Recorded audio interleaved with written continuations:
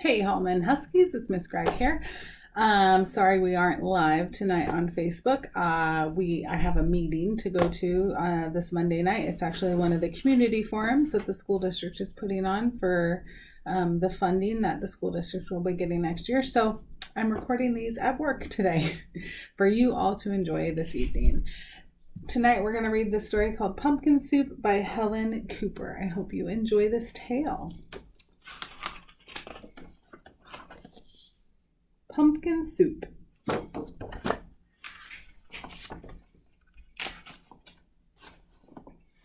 Deep in the woods, there's an old white cabin with pumpkins in the garden.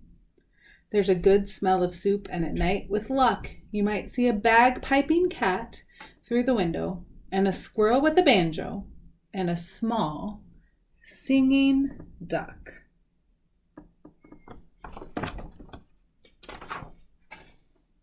Pumpkin soup, the best you ever tasted. Made by the cat who slices up the pumpkin, made by the squirrel who stirs in the water, made by the duck who scoops up a pipkin of salt and tips in just enough.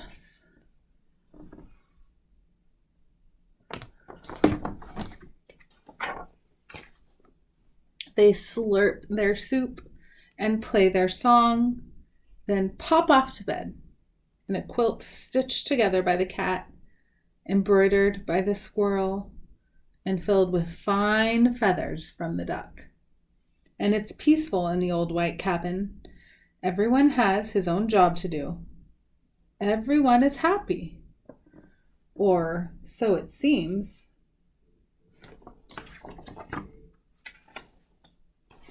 But one morning the duck woke up early. He tiptoed into the kitchen and smiled at the squirrel's special spoon. "Wouldn't it be fine," he murmured, "if I could be the head cook?" He drew up a stool, hopped on top, and reached until his beak just touched the tip of the spoon. Kerplunk! Down it clattered. Then the duck trotted back to the bedroom, held up the spoon, and said, "Today it's my turn to stir the soup."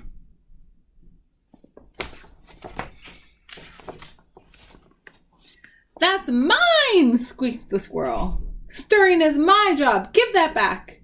"You're much too small," snapped the cat. "We'll cook the way we always have."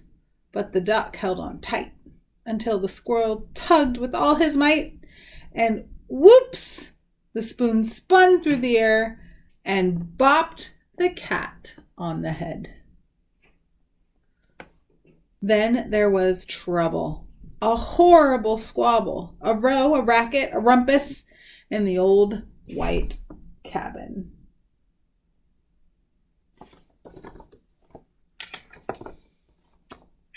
"I'm not staying here," wailed the duck. "You never let me help with anything." And he packed up a wheelbarrow, put on his hat, and waddled away. "You'll be back," stormed the cat, "after we've cleaned up." And the squirrel shook his spoon in the air, but the duck didn't come back. Not for breakfast, not even for lunch. "I'll find him," scoffed the cat. "He'll be hiding outside."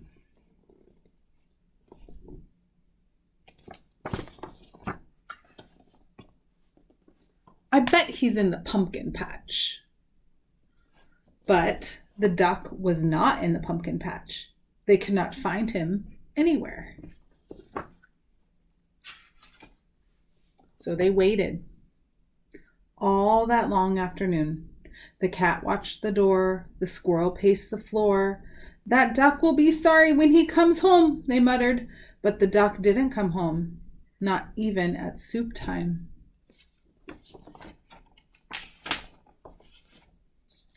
The soup wasn't tasty.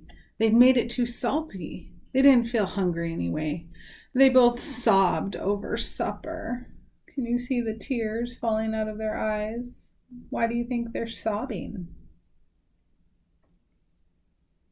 And their tears dripped into the soup and made it even saltier. "We should have let him stir the soup," sniffled the squirrel. He was only trying to help, wept the cat. Let's go out and look for him.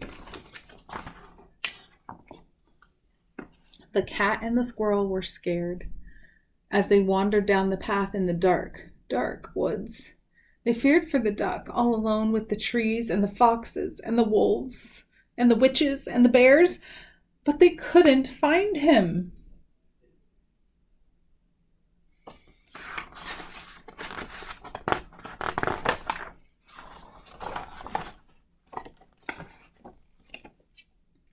On and on they trudged until they reached the edge of a steep, steep cliff. Maybe he fell down that, wailed the cat. I'll save him, squeaked the squirrel, and he scrambled down on a long, shaky rope. He searched all around on the ground, but he couldn't find the duck.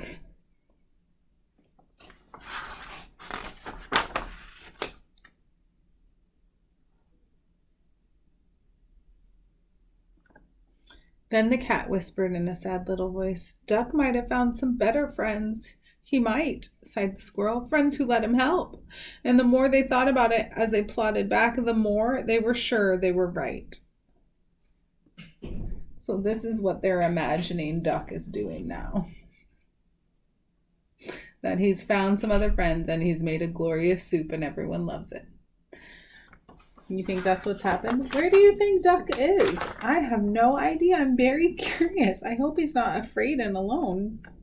But when they were almost home, they saw light shining from the old white cabin. It's Duck! They shrieked as they burst through the door, and the duck was so happy to see them. He was also very hungry, and though it was late, they thought they would all make... What do you think they're going to make?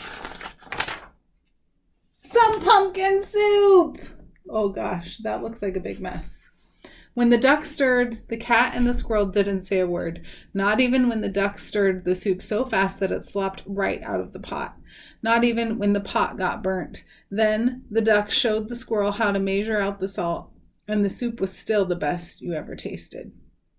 And once again, it was peaceful in the old white cabin, until the duck said, I think I'll play the bagpipes now.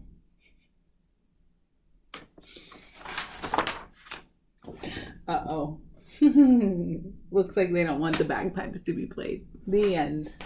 I hope you enjoyed this story. That was a lovely book. I think it is very, very fun. Have a great day, everybody, and we'll see you tomorrow at school.